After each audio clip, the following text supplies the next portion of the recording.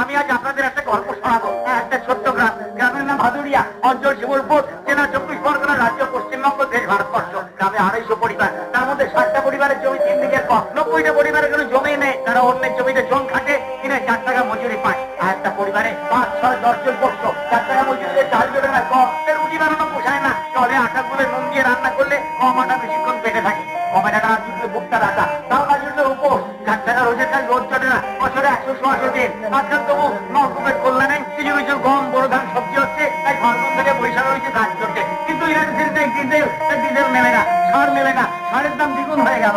Urea কন্ট্রোলে ছিল 1 টাকা 15 পয়সা কেজি, এখন 1 টাকা 95 পয়সা কেজি। রাস্তায় জল জমছে প্রতি বছর। কলকাতা গ্রাম না শহর? কলকাতায় কম্পোজি স্টেডিয়াম আজ হলো না।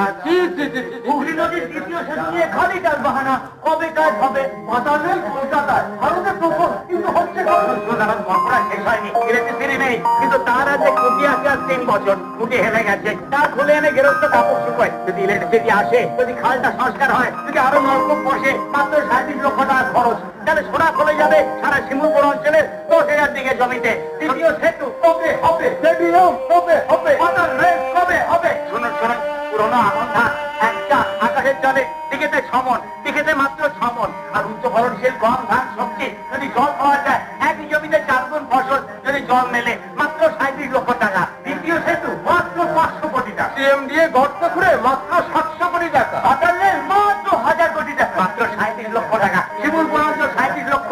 আমি হিসাব করে দেখেছি। দান চাই না, ধার দিন, ব্যাংকে সুদে 14% সুদে ধার দিন। ফসল তুলে শোধ করে দেবে চাষি, সোনা ফলে যাবে। এই মজুরি সারা বছর কাজ পাবে, মজুরি বাড়বে। এই যে বাবু এসে গেল ভারতের মর্যাদা অর্জবস্ত, অমর বাবু সস্তা সস্তা, ভারতের মর্যাদা নম্বর, অমর বাবু সস্তা সস্তা, জলের দেবে সস্তা সস্তা।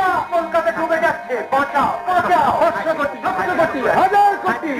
জল নিকাশ, পাতাল রেল, 37 লক্ষ, 37 লক্ষ, 37